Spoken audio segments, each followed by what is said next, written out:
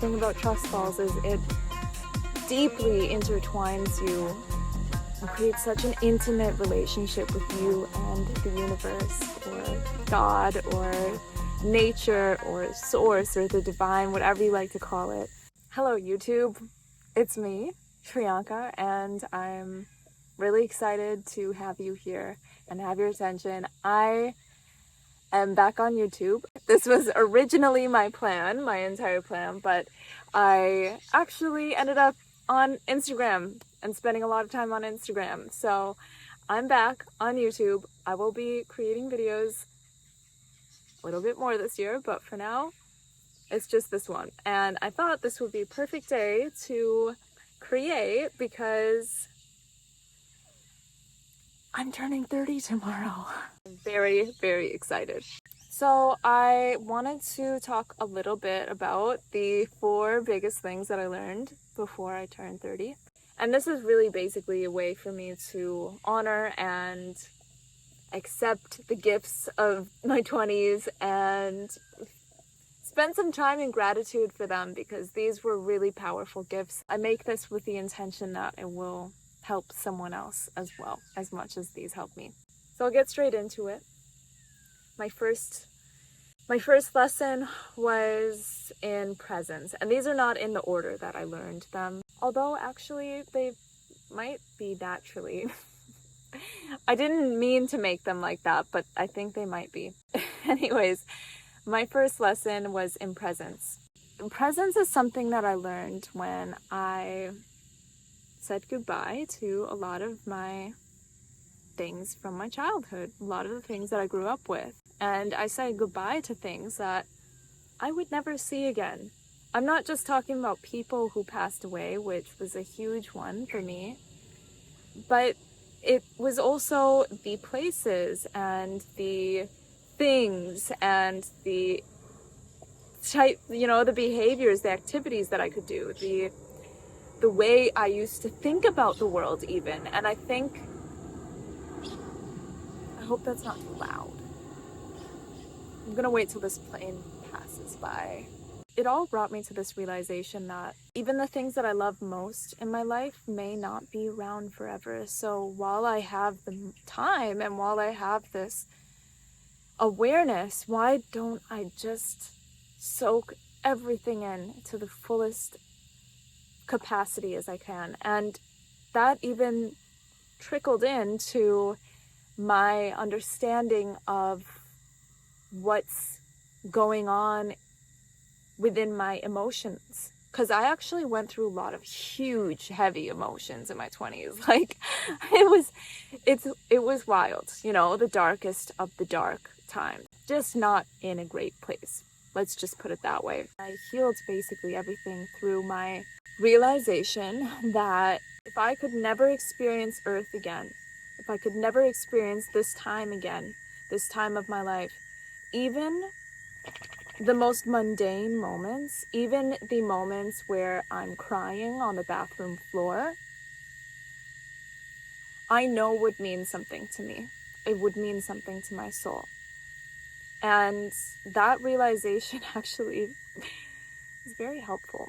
It's very, very helpful in my journey to presence. Something else that I've just recently understood about myself as well is that I really want time to slow down. I had never actually said that out loud or consciously thought about that, because for so much of my life, I've always been looking to the future. And even now, like, there are so many beautiful things in my future, but I actually really want to be as in this moment as possible, because it is all so beautiful. Like right now, the frogs, the cicadas, all of the bugs and the critters, they're making these beautiful noises. My dog's walking around playing with her bone. It's a fun time. It's a great time to be alive. And even just making this video, the fact that I get to make a video for YouTube and potentially help someone it's just such a beautiful experience. And all of the moments that I had in my 20s where I wasn't being present with my experience, I look back on now and I wish I enjoyed it more. I really do. The moments that I could spend with my family, especially. There's certain things now that we're never going to be able to experience again. And it's just an amazing thing to be able to experience it now in this heightened awareness, this heightened presence that I have with them. I think that's all I want to say about presence. Yeah, that's all I want to say about presence. I feel good about that. The second thing that I have learned in my 20s is the difference between victimhood and empowerment. Living as a victim is something that I did for a long time. And it's not even like I consciously was doing it. And most of the time we're not even conscious that we're doing it. I thought I was empowered. I wasn't. And I realized that because I would be all good for a prolonged period of time, and then something would happen, and then it would be like, oh, poor me, this sucks, my life sucks. Being a victim to my life and my circumstances wasn't something that I consciously did, of course. Come here. Say hi. Hello.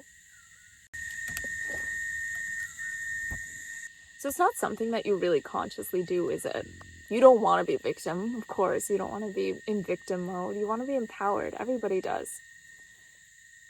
But I learned what it meant to actually be empowered in the face of adversity and struggle and sadness and tumultuous feelings in my life. And that, I think, is when you actually become empowered, is when you face these life tests.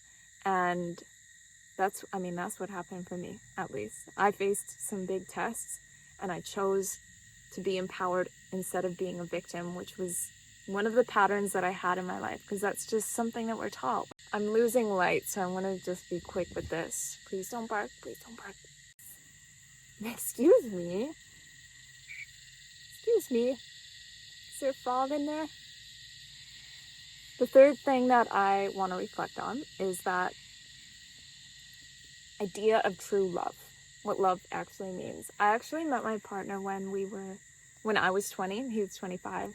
And that was a very beautiful time for us because, of course, the honeymoon period, and as a 20-year-old, 25-year-old, like everything is just starting to bloom and open up in your own life. And it wasn't until actually like the last couple of years, especially this year, that I actually understood what love truly meant. And we were together for 10 years. Like, I've always loved him so deeply. I've always been so in love with him. But the level of love that I have for him now is completely different. And it came actually with my understanding and my embodiment of oneness and seeing him as a limb of the divine. It's actually been such a beautiful experience. And I can talk a lot more about that in another video. But for now, I'm losing the sun and I have to hurry up. So the final thing that I wanted to talk about as a reflect on from my 30s is trust. And trust is something that has been huge for me lately, especially, and it's something that I am moving through right now. So it's very raw and real for me, but I have been doing many trust falls. In the last 5 years, especially, when I started actually listening to my soul, living with my soul, and hearing what it was telling me to do and where to go in my life. And it often leads you to experiences where you do need to do a little bit of a leap, do a little bit of a trust fall. So I'm experiencing that right now, and the thing about trust falls is it deeply intertwines you and create such an intimate relationship with you and the universe, or God, or nature, or source, or the divine, whatever you like to call it.